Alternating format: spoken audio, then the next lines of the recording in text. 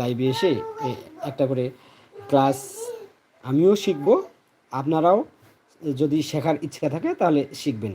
আমি শিখব, আপনারাও যদি শেখার ইচ্ছা থাকে তাহলে শিখবেন। এই শেখার উদ্দেশ্য থাকলে আপনারা অবশ্যই আমার এই চ্যানেলটিকে সাবস্ক্রাইব করবেন, সাবস্ক্রাইব করে পাশে থাকবেন। আমরা যেন সবাই মিলে এই আরবিটা শিখতে পারি।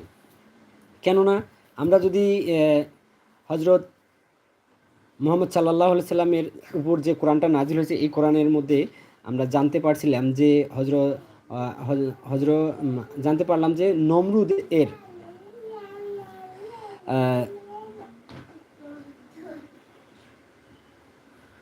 নমরুদের কথা জানতে পারি। তাছাড়া আমরা ফেরাউনের, বিশেষ করে আমরা ফেরাউনের লাশ উদ্ধারের কথা এই কোরআনের মধ্যে জানতে পারি।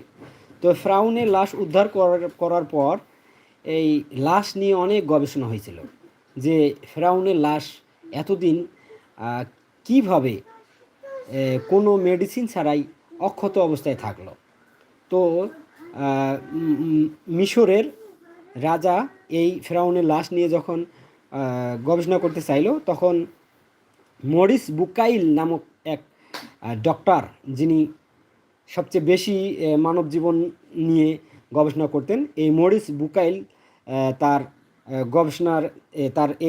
গবেষণায় এই ফেরাউনের লাশটা নিয়ে গবেষণা করার চেষ্টা করলেন।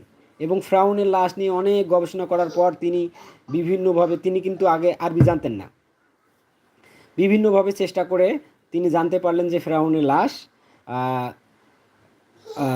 ফেরাউন মারা গেছে হচ্ছে মুসা নবীকে ধাওয়া করার পর। মুসা নবী যখন পার হয়ে গেছেন, তখন তার পিছে থেকে তারাও মুসা নবীকে ধাওয়া করতে গিয়েছিল।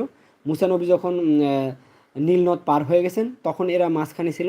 সেই মাঝখানে থাকা অবস্থায় যখন মুসা নবী আবার উপরে চলে গেছেন তার দলবল নিয়ে, পানি দুই পাশ থেকে একত্রিত হওয়ার পর তারা তারা ওইখানে মৃত্যুবরণ করে। এবং ফেরাউন তখন আল্লাহর কাছে স্বীকার করে, ইয়া আল্লাহ, আমি আপনার একাত্মতা স্বীকার করছি, আল্লাহ ছাড়া আর কোনো মাবুদ নাই।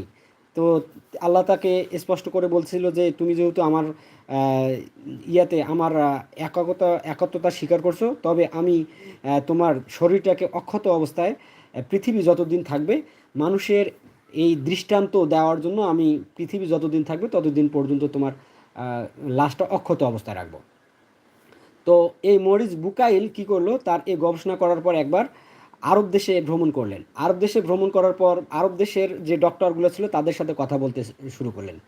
তো আরব দেশের একজন সাধারণ মানুষ, তিনি বললেন, আপনি হয়তোবা জানেন না যে আমরা 1450 বছর আগে জানছি যে এই ফেরাউনের লাশ আল্লাহ রাব্বুল আলামিন ওই নীল নদের মধ্যে রাখছেন এবং এই কারণে রাখছেন।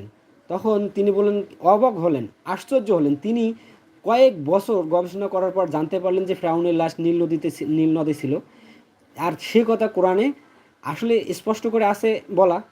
তিনি তখন তার কথা বিশ্বাস না করে 50 বছর বয়সে আরবি পড়া শুরু করলেন।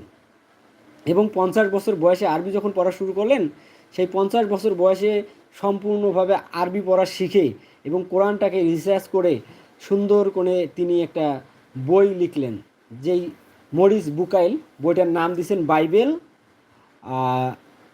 বাইবেল, বিজ্ঞান এবং কোরআন।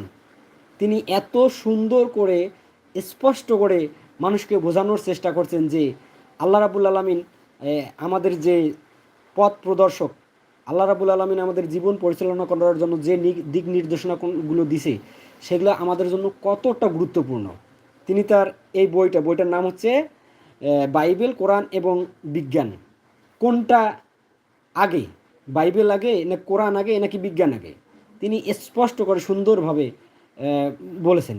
তাহলে দেখেন, একটা মানুষ যদি 50 বছর বয়সে এসে আরবি শিখে সেটা নিয়ে গবেষণা করতে পারে, তাহলে আমরা কি বয়সের দিক দিকে না তাকিয়ে আমরা আরবি পড়ার চেষ্টা করব এবং শেখার চেষ্টা করব? আমিও শিখব। আপনারা যদি আরবি শিখতে চান তাহলে আমার এই চ্যানেলটিকে সাবস্ক্রাইব করে রাখবেন। ধন্যবাদ সকলকে।